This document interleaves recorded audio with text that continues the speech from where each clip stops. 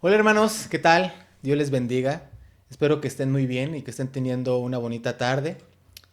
Es un gusto para mí el estar hoy ante ustedes, tal vez a través de una pantalla, pero con el ánimo de predicar la palabra de Dios. Espero que hayan tenido unos días increíbles al lado de su familia. Debo de confesarles que les extrañamos. Extrañamos verles, saludarles, abrazarles. Y extrañamos sobre todo alabar al Señor juntos y en armonía. Sin más ni más, les invito a que vayan por sus Biblias y que busquemos la cita bíblica de Marcos 11, del 1 al 11. Hoy vamos a ver un capítulo que es de acuerdo a la fecha que se celebra. Es un capítulo muy conocido, muy leído cada año. Vamos a hablar sobre la entrada triunfal en Jerusalén y te invito a que busques en el Evangelio de San Marcos, capítulo 11, del 1 al 11. Estoy dándote un poco de tiempo para que lo busques y si estás en tu hogar, yo te invito a que te pongas de pie y vamos a darle lectura a la palabra. Marcos 11, del 1 al 11. Y dice así: Cuando se acercaban a Jerusalén, junto a Betfage y a Betania, frente al monte de los olivos, Jesús envió dos de sus discípulos y les dijo: Id a la aldea que está enfrente de vosotros, y luego que entréis en ella, hallaréis un pollino atado, en el cual ningún hombre, ha montado. Desatadlo y traedlo. Y si alguien os dijere: ¿por qué hacéis eso? Decid que el Señor lo necesita y que luego lo devolverá.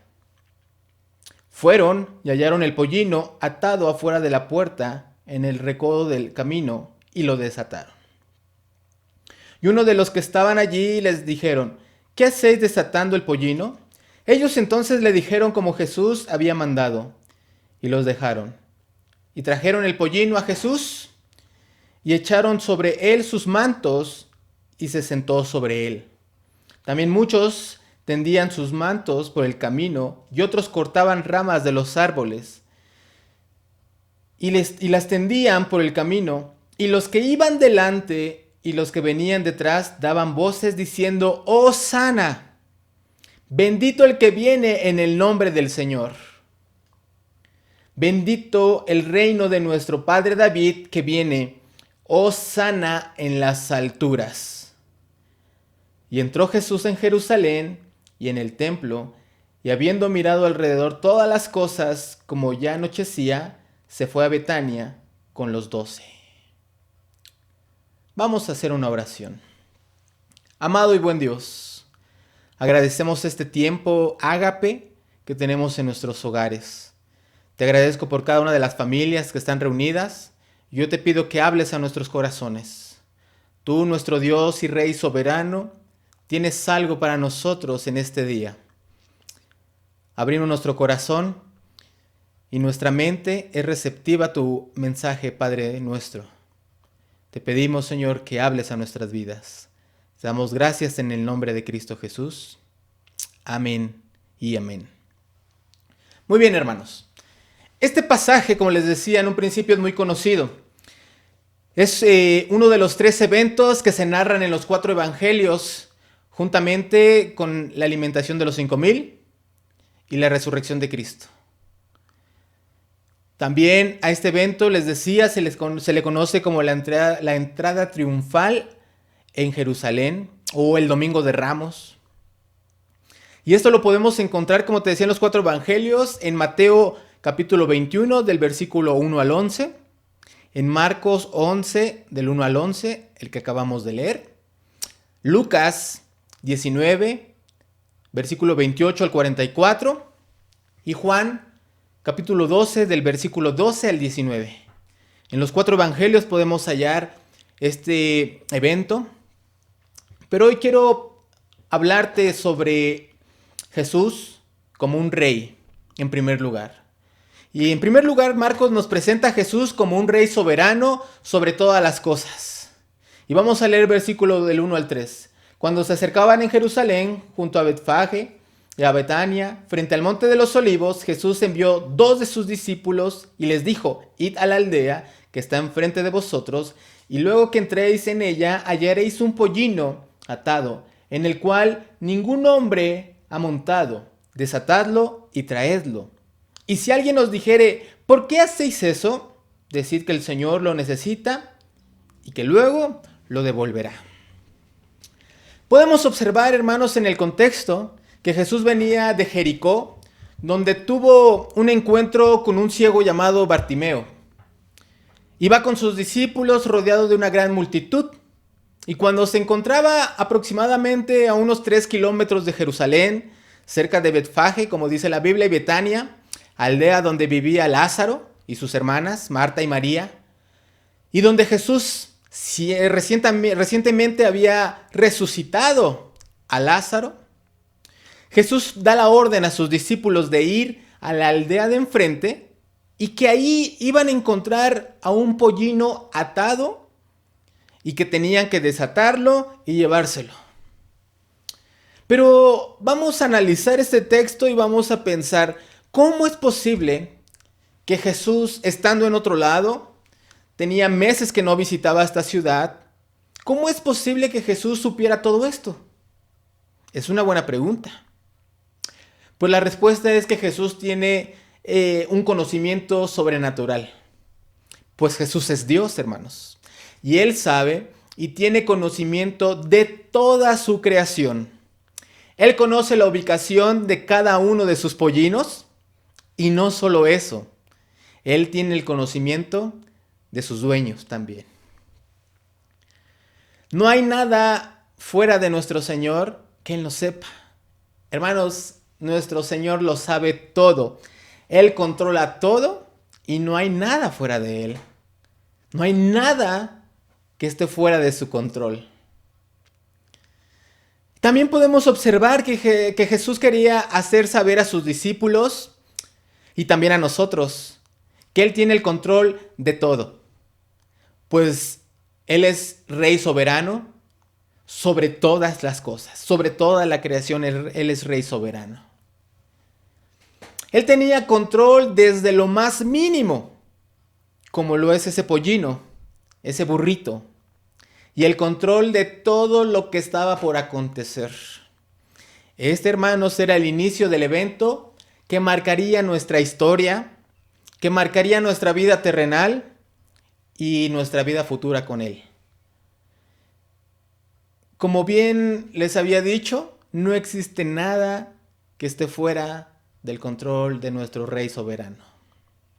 Él conoce todo. El destino de la vida de Jesús, hermanos, no fue un acto de coincidencia. Todo estaba bajo los planes de nuestro Dios. Bajo su control estaba aún su propia vida.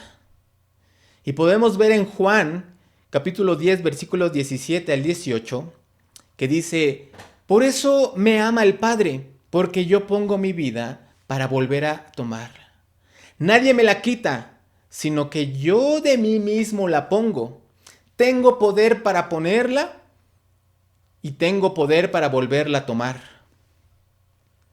Este mandamiento recibí de mi Padre, nos dice el texto. El Rey soberano fue llevado a la cruz porque Él quiso ser llevado. Fue llevado a la cruz para dar su vida por nosotros. Y como te decía, el Rey soberano tiene todo bajo su control. Y hasta aquí, hermanos, hemos visto la voluntad de Dios. Y también podemos observar que esta costumbre que estamos viendo en este momento está cumpliendo la profecía que se había escrito 500 años atrás en Zacarías 9:9. Dice: alégrate mucho, hija de Sión, da voces de júbilo, hija de Jerusalén, y he aquí tu rey vendrá a ti, justo y salvador, humilde y cabalgando sobre un asno, sobre un pollino, hijo de asna. Podemos ver que el rey soberano tiene todo bajo su control, pues está moviendo todo, está haciendo todo lo posible para que ocurra exactamente como había dicho en la profecía de Zacarías. Y hermanos, yo no sé tú, pero esto es algo que nos debe de animar. Esto es algo que nos debe de poner en estos días en una forma tranquila. Pues aunque parezca que nuestro mundo está en un total descontrol por este nuevo virus, nosotros como cristianos debemos de estar tranquilos, porque el Señor es soberano y tiene control bajo su dominio, tiene todo controlado. Y esto, hermanos, también apunta hacia la profecía que tenemos en Apocalipsis 19, versículo 11 al 13. Deja darle lectura y dice así: Entonces vi el cielo abierto, y he aquí un caballo blanco, y el que lo montaba se llamaba Fiel y Verdadero, y con justicia juzga y pelea. Sus ojos eran como llama de fuego, y había en su cabeza muchas diademas, y tenía un nombre escrito que ninguno conocía sino él mismo. Estaba vestido de una ropa teñida en sangre, y su nombre es el Verbo de Dios. Algún día volveremos a ver esa entrada triunfal de nuestro Señor. Pero esto me va a llevar a mi segundo punto.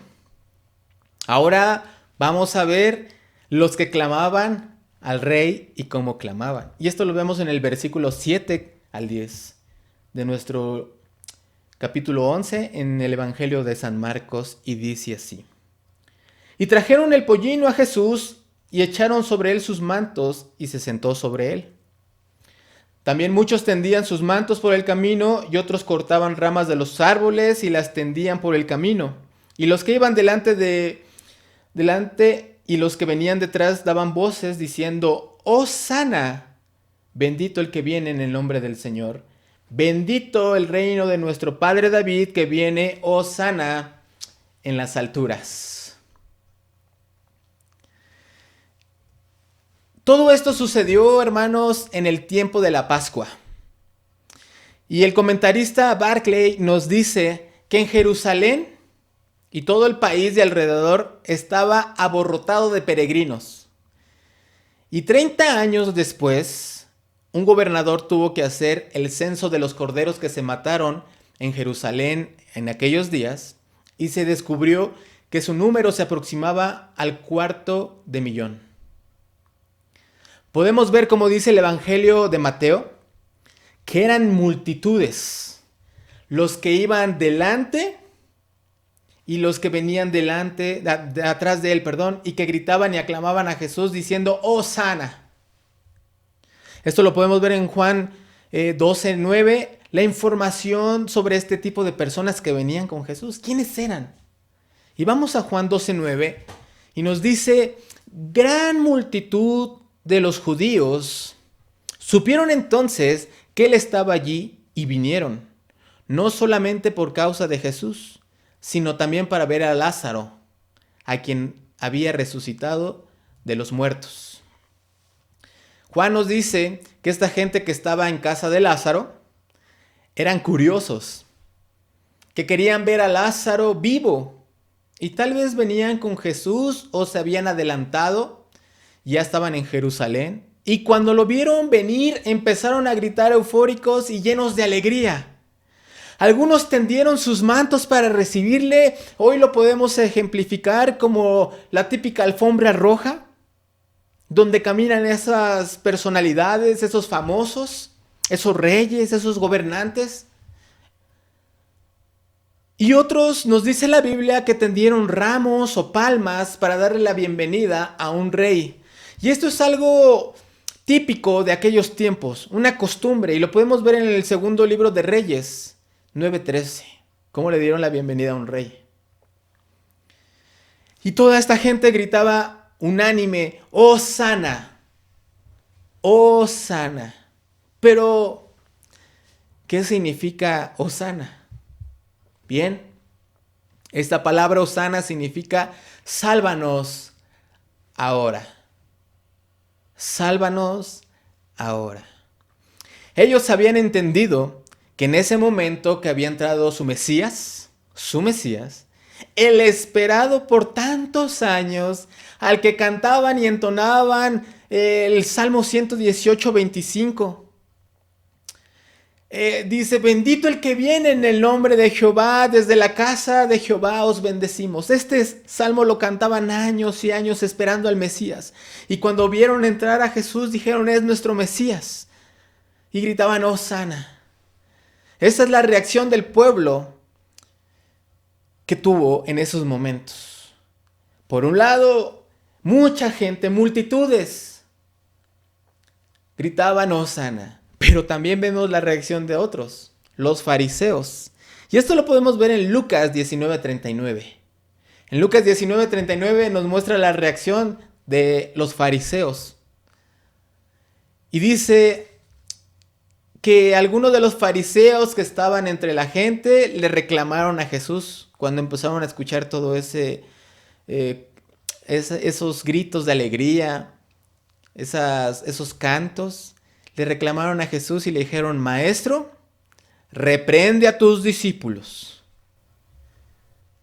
Vemos dos reacciones totalmente distintas. Unos llenos de alegría y júbilo gritando Hosana. Y por otro lado los fariseos reclamándole a Jesús y pidiendo que reprendiera a toda esa gente.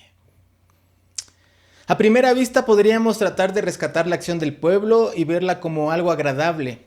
Pero al ver y analizar esta gente que le gritaba Hosana, iba a ser la misma que unos días después le iba a gritar crucifíquenlo.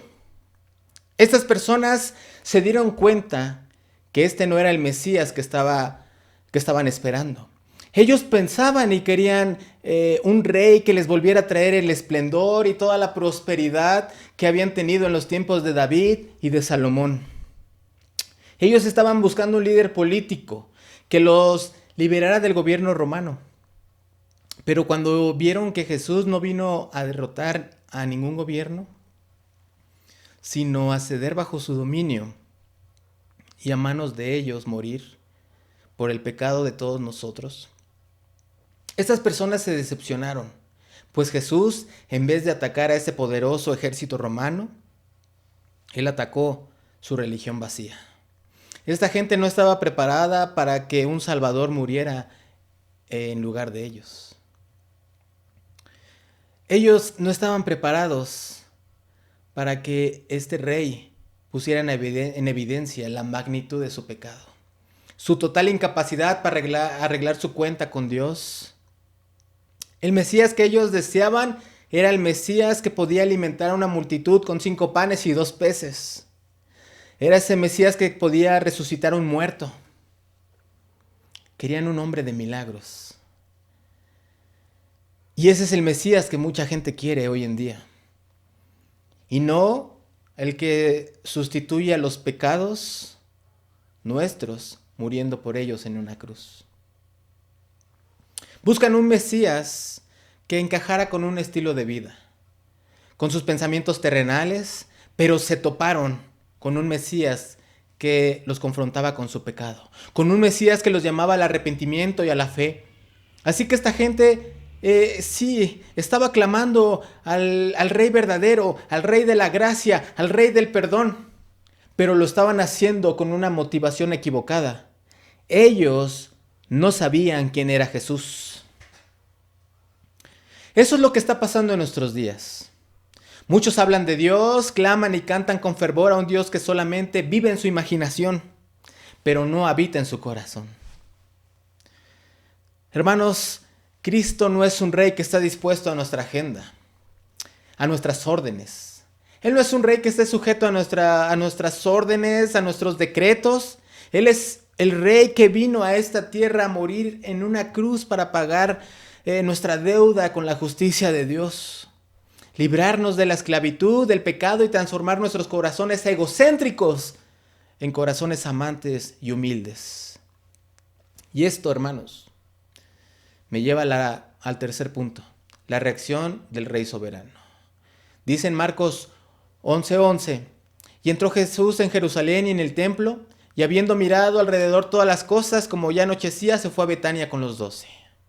Pero ahora vamos a verlo desde la perspectiva del Evangelio de Lucas, capítulo 19, versículo 41. Dice que cuando se acercaba a Jerusalén, Jesús vio la ciudad y lloró por ella, y dijo: «¿Cómo quisiera que hoy supieras lo que te puede traer paz? Pero eso ahora está oculto a tus ojos. Te sobrevendrán días en que tus enemigos levantarán un muro y te rodearán y te encerrarán por todos lados, te derribarán a ti y a tus hijos dentro de tus murallas. No dejarán ni una piedra sobre otra, porque no reconociste el tiempo en que Dios vino a salvarte».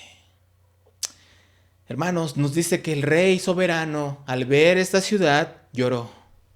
Pues él sabía todo lo que venía para esta ciudad por su incredulidad y dureza de corazón. Él sabía lo que iba a suceder.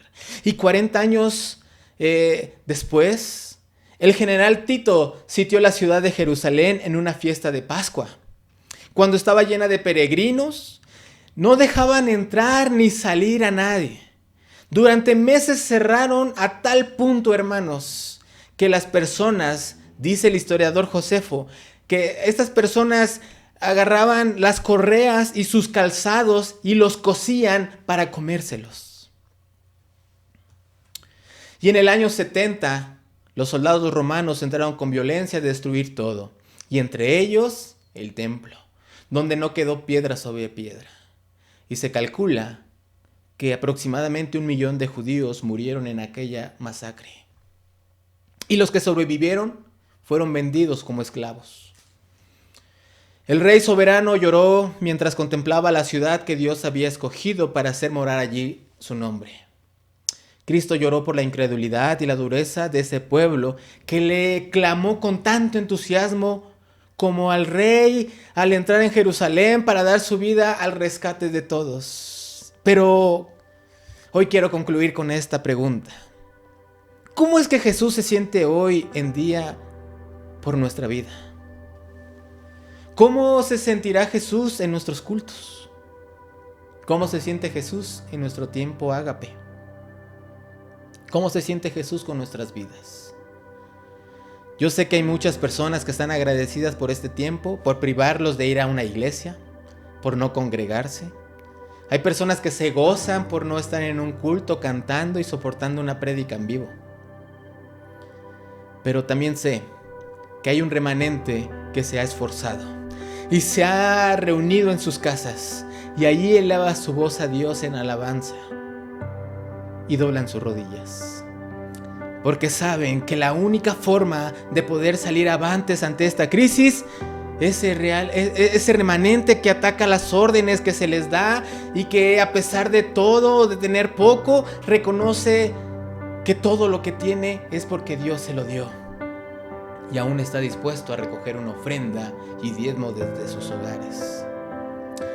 Ese remanente que se reúne en espíritu puntualmente a las 10 para interceder por la congregación y clamar a nuestro Rey soberano que haga su voluntad en cada persona de esta tierra.